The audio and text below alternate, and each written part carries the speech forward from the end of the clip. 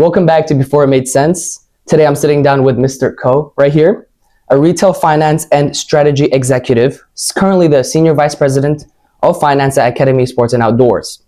He's held many leadership roles across retail finance and operations, and earlier worked in consulting. He also has an MBA from Emory and a Bachelor of Science from Georgia Tech. So, welcome, Mr. Ko. Thank you so much for having me. All right, man. I want to go back to where it all started. You know, early on in your career where you started applying to these counselor firms and these retail businesses. When did you first realize that you actually had to take ownership of your direction? You know what I mean? Yeah, I think I was probably a late bloomer relative to a lot of my peers. It took me a long time to figure out what I wanted to do. I dabbled in culinary arts for a while. I worked in operations for a while. And then ultimately I decided to go back to school to get an MBA. During the time where I was applying to MBA and going to business school, I thought I wanted to go into banking. And I wanted to go into banking because I knew it was lucrative. And I thought it was a place to make money. And I was very focused on the money-making aspect of my career and not so much the personal development of myself within my career. It was my very first week in business school where I got a chance to work on a really cool project. And the strategy bug hit me. And so I worked on a project for Delta Airlines, made a number of recommendations, got a chance to see a problem up close, diagnose that problem, and then present recommendations on how we might solve that problem. And the bug of problem solving really kind of bit me.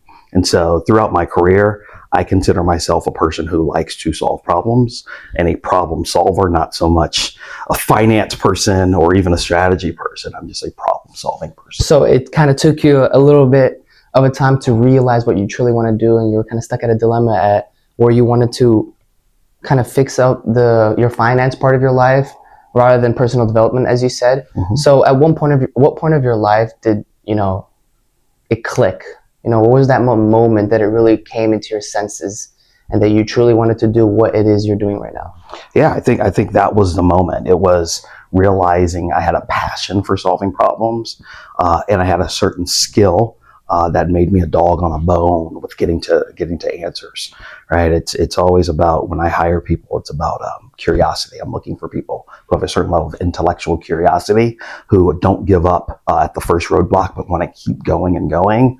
I think my first week of business school is when I really realized that I had that curiosity. I wanted to keep searching and keep exploring. So I started looking for careers that would help me utilize that skill, and that led naturally to management consulting, because working with big companies on big problems felt like the dream job for me at the time. That's awesome. Well, for someone that is actually listening right now, what is that one sign that they're at the moment? How can someone tell that they found the right thing and they should take this next step forward in order to, execute it?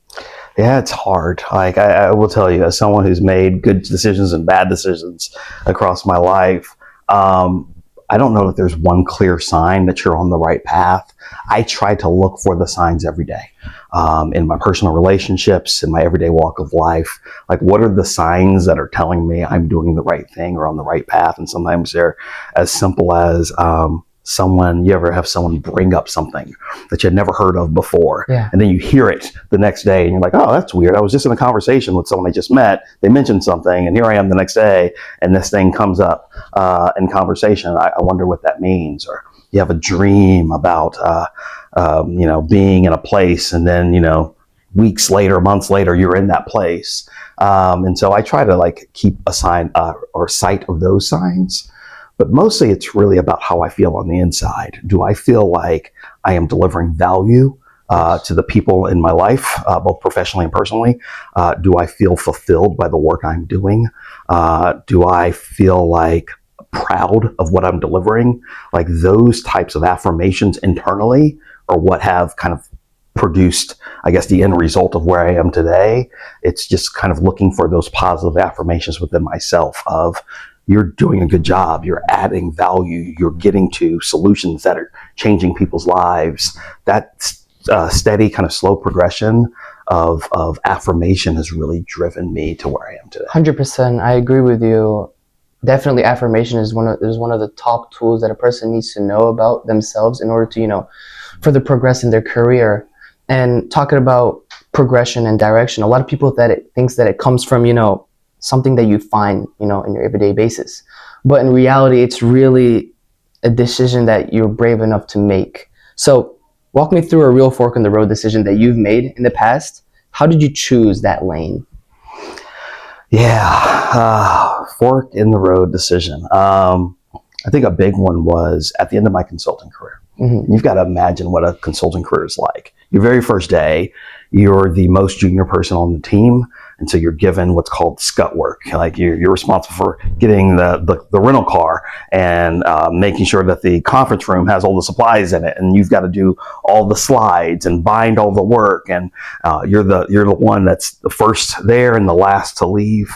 And you literally know the least of everyone on your team. And so you're just trying to show value to the end where I'm now a manager of a team and I'm leading others. Yeah.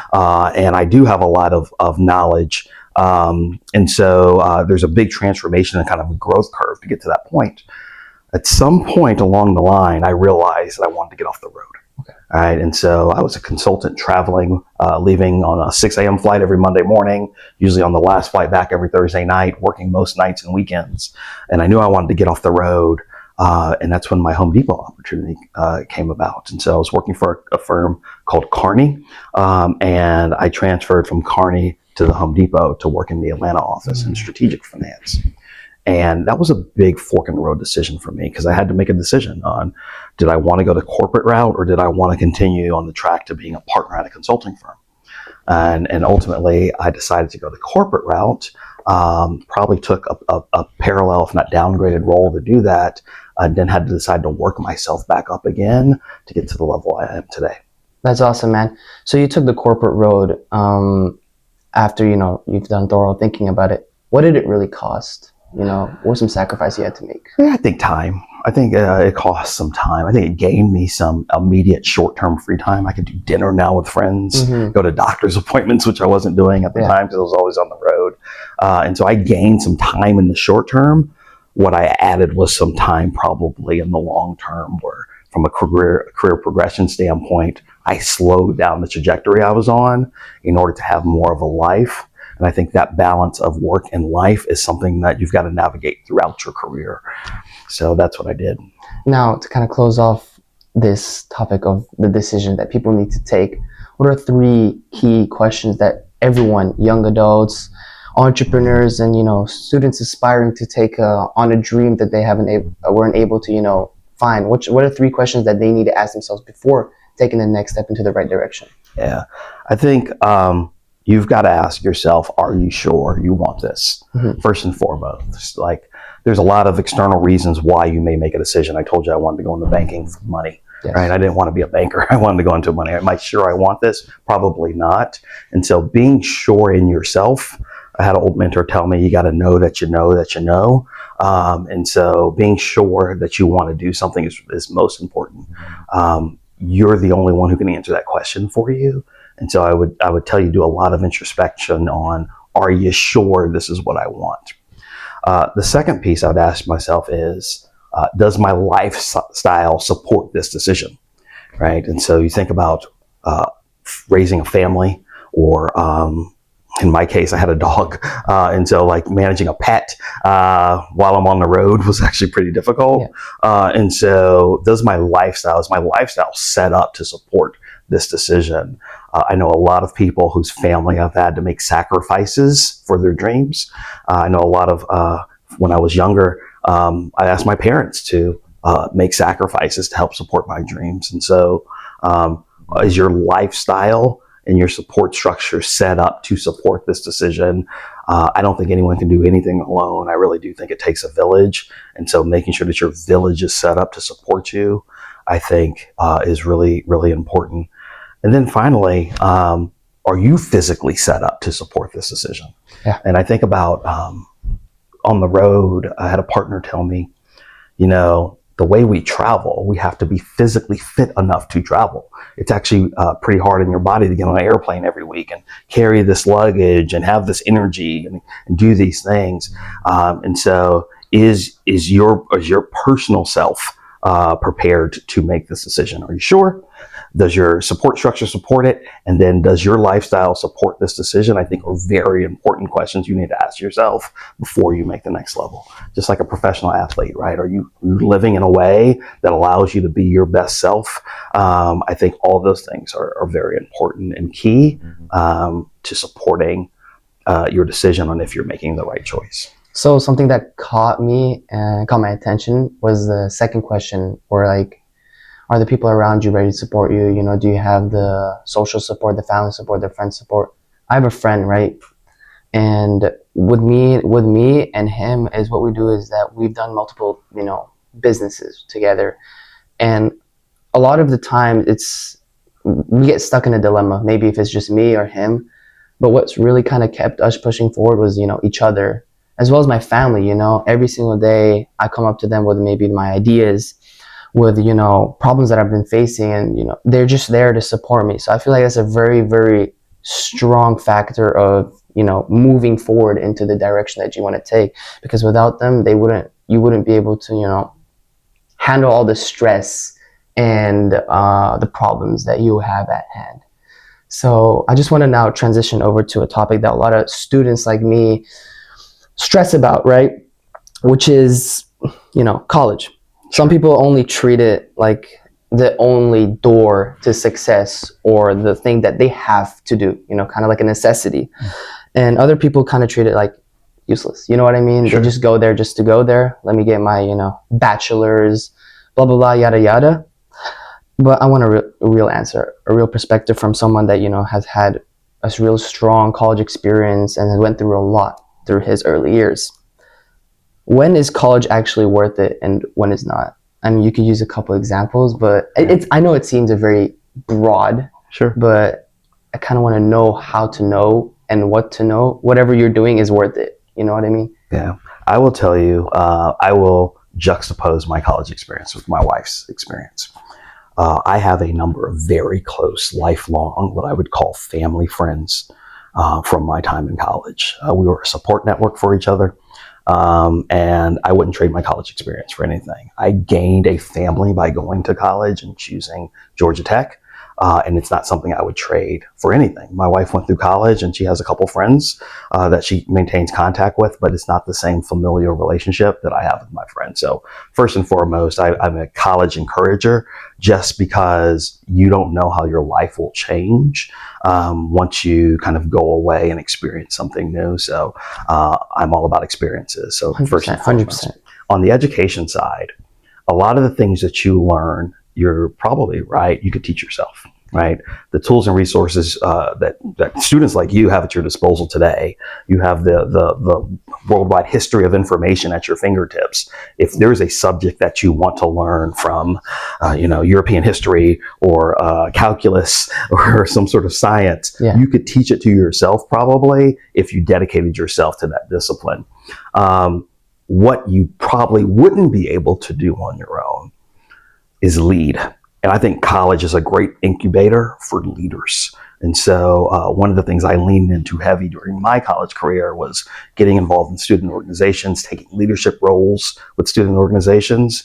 And I think that's made all the difference. As I've moved on my career and I've grown into leadership roles, that leadership experience has been invaluable to me throughout my career. I look at some of my colleagues. The mayor of Atlanta was a colleague of mine when I was in college. The president of Georgia State University, a colleague of mine when I was in college. And the thing that we all have in common is we took leadership roles on in college when it was safe, so we could learn how to lead ourselves, but also lead others and work with others. 100%, yeah. You're not going to be able to get the same experience of leadership outside of college, because it really kind of ingrains that fundamentals and those skills in you before you kind of take the next step on into your life. Now, when you're in school, the transition into it is kind of hard. You know, you're kind of new. You don't know anyone around you. From your experience, is it easy to find a lot of like-minded people just like you with the same aspirations of you? And if so, is it kind of is it right to take the next step and work with them on maybe your dreams and your future? I think as important as finding like-minded folks on the college campus is finding folks who actually think different than you and have different points of view and ways of life than you may have. I think all of that is very powerful in encompassing the whole person of who you might want to be. And so I found it very easy to find people who have thoughts like me. But you and I have talked about this, or maybe your dad and I have talked about this. My best friend and my roommate in college was a Muslim man from Chicago, and I was not raised Muslim, nor I'm from Colorado, right? And so we could not be more different from a background standpoint. But we're here 30 plus years later, and we're still best friends. And what I learned from him was a lot of things around family and how he viewed family through his religion, and how he viewed discipline. And discipline as a kind of means to, serving God. And so I learned a lot of things through that relationship that I wouldn't have learned had I only been around people who were just like me. And so that experience really helped develop me and craft who I am as well. That's awesome. Yeah, I mean, I'm kind of surprised with that too. But what part, talking about education, what part of it paid off in a way that you actually didn't even expect at all? Since we're on the topic of people and meeting different people that are like-minded and different than you, maybe that could be a part of it. But what for you was a thing that changed the way you live your life in a way that you would have never kind of thought would go? Yeah, I didn't expect to make the friends I made. I was a little bit introverted, and I came from a non-typical background. I was very nervous. My very first night in college, I remember calling up a friend from high school, being very scared about being on campus and being away from home. And so I didn't expect to make the lifelong friends and relationships from college, but also didn't expect to get exposed to things that I was unfamiliar with. I didn't know anything about finance in high school. My parents, weren't financially savvy, but I was on an engineering track in college. I saw a poster about, do you want to learn more about stocks and bonds and investing? And I showed up to a meeting and ended up changing my major as a result of it. I changed my major to business with a concentration in finance. I now lead a large finance organization for a Fortune 500 company. All that was a result of learning something new in college that I wasn't expecting to learn. Awesome. That's awesome. I know. I would have never even expected that as an answer. I mean, me myself, I'm a little extroverted, so I'd have to find out how it would go if I go to college. Yeah. Maybe go a little differently. We'll see. So you went to, of course, the big names to study, Emory. In your experience, if someone wants to get into a strong top tier school, the Ivies or top 15 school, what would you tell them to really focus on from your perspective? Yeah, I think it's probably threefold. One is, table stakes is your grades. You want to do well in school, and you want to have a great support system within your school so that they can kind of support and advocate for you on your journey. The second thing is you want to be well-rounded, right? You really want to do things like you're doing and starting a podcast or getting involved with team sports, finding opportunities to lead in government or whatever it may be for you. But you want to be a well-rounded student, not just to get into college, but to well-round yourself. Because as a lifelong learner, you want to build that muscle of learning how to work interactively and cross-functionally. And then the third thing I think you really want to do is build your network and your connections, right? Unfortunately or fortunately, a lot of college admissions is involved with people advocating on your behalf or knowing this person within this alumni network. And so I think it's important to build a network out so that you create the most possible touch points you can that all kind of recenter you back to your goal of getting into this named college that you want to get into. Well, no, definitely. I agree with that 100%. Even with this podcast, the clear main goal for me is to, one, synthesize all this information and kind of create, a weapon, something in my brain I can store and use it to me in my advantage later on in my future. And secondly, building a true and real connection with every single one of the people I bring in this room. I want to be able to build something valuable to where, in the future, maybe, you can strongly benefit me, or I can even help you. It can go both ways. I would have to find out, of course. So I really value that, and that connections and networking with the right people could really go a long way.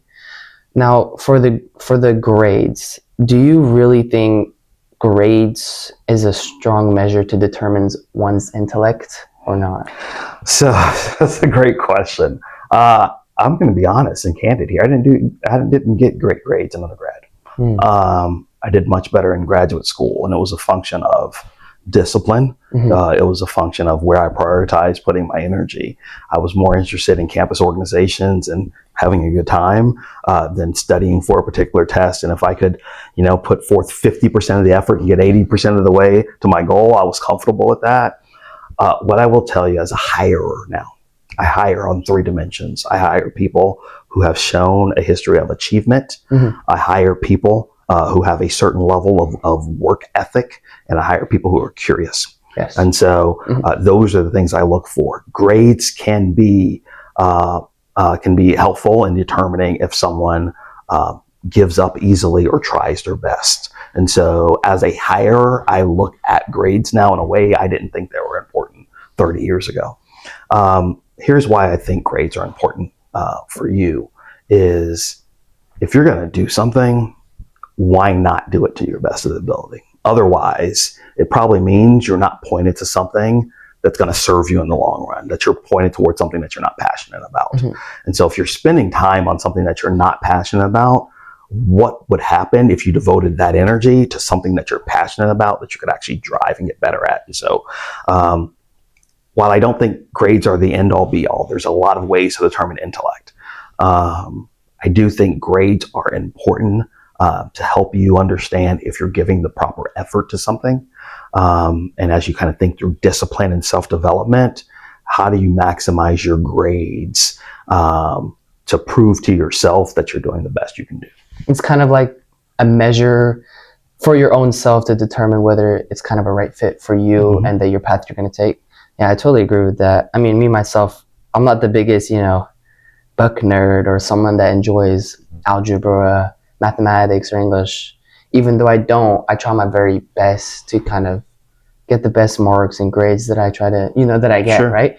But yeah, I totally agree. Now, in your path in college, what mattered the most in your journey? Was it like the performances, the networking, the choices, the habits, or even the guidance? Yeah. What was the most kind of life-changing thing for you in college? It was the organizations. I learned a lot through trial and error on being able to execute events. I threw parties for a period of time. Some of them good, some of them bad, but I learned a lot about communication. I learned a lot about marketing. I learned a lot about effort in doing that. And so to me, it was the organizations. I told you that I saw a poster on the wall, want to learn more about stocks. I showed up to a meeting on a Sunday evening, and then I ended up taking a class on stocks and investing. Within 2 years, I led that organization. Not only was I teaching the class, but I was teaching the teachers of the class as someone who was making portfolio decisions on a Georgia Tech portfolio, investment portfolio, on which stocks we wanted to buy and trade. And so, those moments to me were the most powerful in shaping me as someone who always kind of wanted to be at the forefront of something and wanted to help drive results in something. And so leading organizations was the most kind of pivotal thing for me that I got out of college, because I take that with me today. I lead, my team is 200 plus people. I lead a large group of folks in a direction towards a goal. And I learned to do that back when I was in college. Awesome. Okay, so I'll keep that in mind. Being part of organization and leading an organization. All right, that's great. Okay, so for the listeners that are already in college, have determined their majors, just going about on their day, how do you turn a college into a launch pad instead of just a waiting room? It's getting involved, right? And so, if you go through life and you live long enough, then you will have regrets. What I've found is, aside from some dangerous things, you typically have less regrets about the things you did, and you have more regrets about the things you didn't do. And so what I would tell people, no matter what, how you do anything is how you do everything. And so go into it wanting to do more. Okay. Get involved with this organization, lean into your studies, lean into your networking, right? Lean into everything at your disposal, because why not? Right. And that's why I go back to that grades thing. The grades are a great barometer to tell you if you're on the right path. If you find yourself breezing through this course with A's and you wanting to study it more, and you find yourself struggling through this course with C's, it tells you something about what you're interested in and where your capabilities and interests kind of intersect. And so I would tell you that to turn college into a launch pad, try something. Right? Just do your best to try. And that trying is going to put you on a path that's probably more aligned to what you want to do. Definitely. Just, put effort in everything you do, kind of try out different things to really determine what you're destined to do in your college career is definitely something that a lot of people should, watch out for and kind of try to do while they're at it. So I 100% agree with what you said. It's awesome. And I kind of want to now get into how you think, not Sure. like that, but, because it's for something that the listeners can really borrow and kind of learn from, right? What do you really look for, what do you really look for when things aren't clear? There's a problem you're facing and it doesn't make sense. So how do you solve it? Yeah. So I tell my team, don't let perfect be the enemy of the good. Okay. Ambiguity is the actual enemy of the good. Not knowing what you're trying to solve will prevent you from solving a problem. And so when we work through problems, the very first thing we do is craft a problem statement. And what I do is I surround myself with smart people. I get cross-functional experts to help me kind of understand what I don't understand. And then I work collaboratively to bring out the thoughts in their head to help inform my decision making. But the very first step of solving any problem is defining the problem. And so I think Einstein has a quote out there about if he had an hour to solve a problem, he'd spend 59 minutes defining the problem and 1 minute solving the problem. What I'll tell you is the very first step of solving a tough problem is to define the problem, right? If your problem statement is, I want to solve world hunger, well, that's a very broad statement. And so what you want to do is kind of start narrowing that problem statement down to something that becomes more manageable, something that you can take a bite out of. And that's how you kind of go about solving that problem. There's a saying, how do you go about eating an elephant? And the answer is by taking the first bite, right? And so you go through and you've got to figure out where you want to take that bite and where it's going to be meaningful. And so I will tell you that how I solve difficult problems is I just narrow down the problem to smaller and smaller chunks until it is something I can understand. And then I'll work on solving that chunk.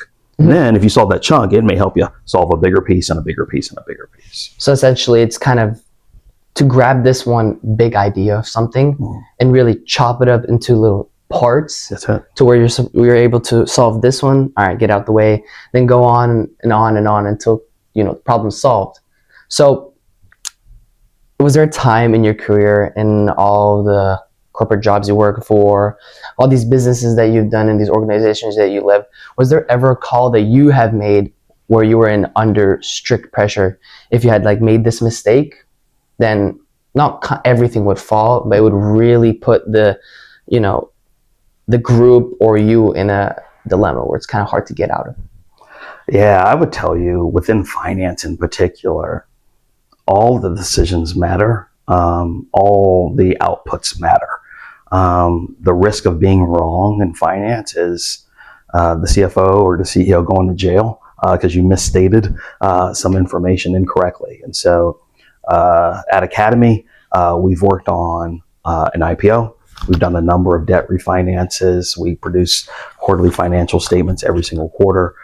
It is imperative that we get that right every single time and that the team works in unison to not only check ourselves, but to check each other. And so we've got this huge diligence framework to make sure we're kind of working right. In my mind, getting that framework right is the key to my job, right? I've got to make sure that everyone's working together and that the knowledge base is shared cross-functionally so that everything we do is correct and can't be wrong. Because if it's wrong, there are ramifications of that, which would not be great for my leadership or my company. Okay, I totally get it. So there needs to be a strong sense of communication between workers and everyone around in the company. But say someone made an unintentional mistake. Sure. In a span of this time, but once finding out about the mistake, they took the next step and they went forward, they accepted it, and then they made the right call. What will happen then? I know there'd be consequences when something is made wrong, mistakes made. But what would happen if they come forward and tell the truth and they fix it? I don't really. No, it's fair. You know what I mean? Here's what I do want to state crystal clearly is I've made a ton of mistakes in my career. I think there's no such thing as perfection. I think we do our best to check each other. But I have made mistakes, financial mistakes, before. Each one I've tried to learn from. So that's step number one is when you make a mistake, I think you got to own your mistake. You got to go and own that mistake, and you be very. I like to preach it loud and proud. Hey, there's an error here. I want to make everyone aware of the error, and then I start working on what the next steps are to fix it. And then you need a plan. What are the next steps to fix it? And then how do you know that when you fix it, fixing it is right? And typically you do that by bringing an army with you. We do these things, we call them blue teams. It kind of stands for I like to call it affectionately a black and blue team, where you beat some numbers up until they're black and blue, but you know that they're right. And so we put the blue team together and we'll cross-functionally work on something collaboratively so that person isn't on an island. So you take ownership of your mistake, you work your plan to correct the mistake, and then I think you got to do a real diagnostic on what caused the mistake in the first place and how do we know this won't happen again. And I think if you can do those things, you're putting the org in a better position, but there's absolutely going to be mistakes. If someone on my team makes a mistake, owns up to that mistake, has a plan for how to fix the mistake, and they can do a diagnostic, then I think we're good and we're square. Right? We may have conversations on if this is a repeated thing, but I think we're good and we're square if that can take place. But what's most important to me is not necessarily the mistake. It is what's the process that led to the mistake and how can I fix that process going forward so that that mistake doesn't happen again. People turn over, people change jobs and do different things within a company. And so you need to make sure that your processes are strong enough that if a mistake is made, someone can catch that mistake before it goes into production. 100%. Yeah, I totally understand your viewpoint on that. And I value the coalition of individuals into solving a problem so that before taking the next step and solving the issue, they have to, kind of work on this thing to kind of make the next step. And definitely, when workers are given the second chance, it's not always just going to be pass by. Like you said, that you'd have to make sure that these people are aware of what they did and that it shouldn't be a repetitive process. Yeah. And so for a young adult, say you hire someone young with not minimal experience with working with people that are at a more experienced level, as you said, when you were a junior associate, right? If you want them to become valuable fast, in a sense of being able to work with you at the same pace as you are, what skills tag would you build first for them? So we actually have a program that I brought with me to Academy that I will take with me for the rest of my life. I call it the Better Analyst Program. And I consider myself an analyst. As someone who likes to solve problems and analyze things, I never want to lose that analyst bug. Even as I become an executive, leader of different things, I want to always maintain my analyst street cred. And so we have a Better Analyst Program that we institute. And it's for everybody who starts with us, young people and more seasoned people as well. And it puts them all on the same path. And that analyst program focuses on 4 things plus an additional thing. I call it 4+1. Okay. The first step of that is getting very good at structuring problems. I told you about all the time you need to spend defining a problem. It's important to remove ambiguity, to define a problem in a way that you can solve it. And so we focus on problem structuring skills. It is how do you know when you have enough information? What information are you going to need? What are the bases for how you would go about performing an analysis? A lot of times there's a lot of consulting frameworks that help people get to that point very quickly. And so I would tell young people who are starting a business to study consulting frameworks. I think it's important. I think it helps you have a leg up on competition, and it will help you drive performance. Number 2 is on analytical skills. These are table stakes nowadays, right? We've got all these computers, all this software, all these great things that are going to help you analyze problems. Focusing on analysis is really, really important. And so what are the tools that you use to create analysis, whether it's statistical analysis?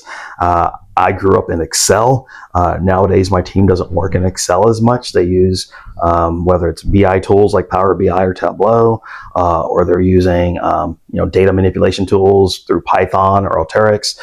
They're kind of working in analytical skills, and building that muscle is important. The third step is communication structuring. How do I speak to you in a way that you're going to hear what I'm delivering, right? How do I present information in a way that makes it clear how I came to my recommendation? Structuring communication is very important. And then finally, it's delivering that communication, right? How do you deliver a communication in a way that makes it feel like you have a gravitas or a subject matter expertise in a subject? I think is really important. And those are the 4 steps. And what I found is young people are usually good at that analytical step. And so they spend a lot of time learning about it in school. They have their laptops and they know how to perform analyses.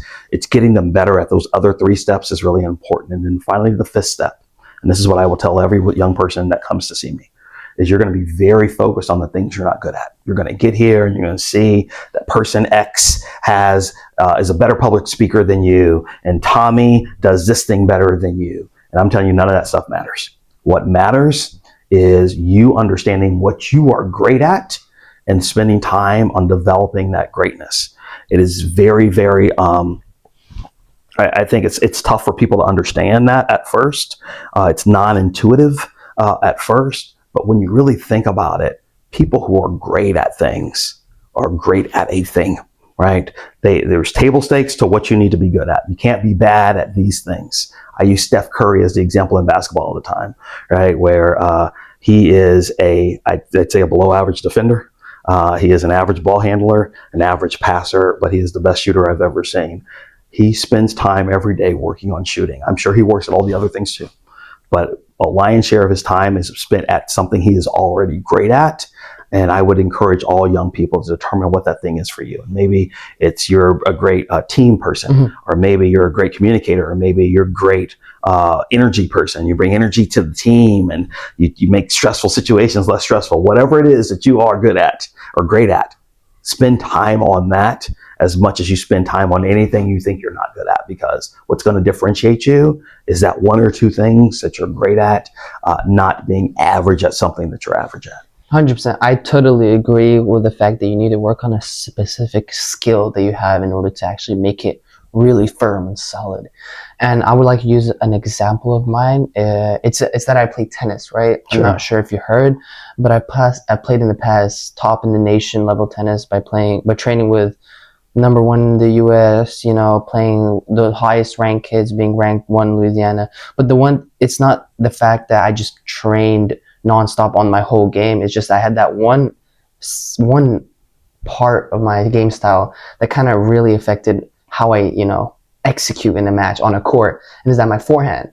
A lot of people have, a powerful forehand with minimal spin, or just a decent amount of spin with less power. But what I've done recently and past couple of years was that I've really put more effort into kind of not just making the power on its own or just having the spin, but really combining these two to make kind of a really strong weapon, kind of like a gun. So where I hit it, just really, really hard to get back. That's what makes me kind of dominant on the court. So a lot of these skills that you've listed were definitely, skills that you had to learn growing up. And for you, when did these skills actually like really start compounding to where, you're getting better and better? It's really impacting the way you go on about your day. Yeah, I tell you, it didn't happen overnight. Like I told you, I was a late bloomer. I developed skills along the way. And I think about each stop in my journey being an adder to who I was previously. And so I would tell you, I think skills are still compounding right now. I'm a lifelong learner. I'm desperately trying to learn new things. And I will continue to learn new things as I advance in my career and complete my career.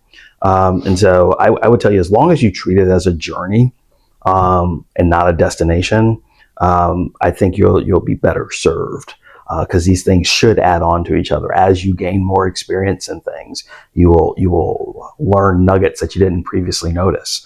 Right? You'll realize, hey, this is an easy way. Pattern recognition is a big thing, right? This is an easy way to solve this problem. I've seen this pattern before. Let me go and try to solve this problem using the pattern recognition. And so there's a lot of things that you'll learn along the way that are going to help develop you. And the goal is to always be developing as you kind of go through life. Awesome. Now I kind of want to backtrack to what you said earlier as being a hirer.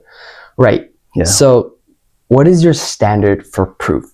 What would impress you from a young candidate with a low title? It's kind of unknown. Yeah. But what would impress you?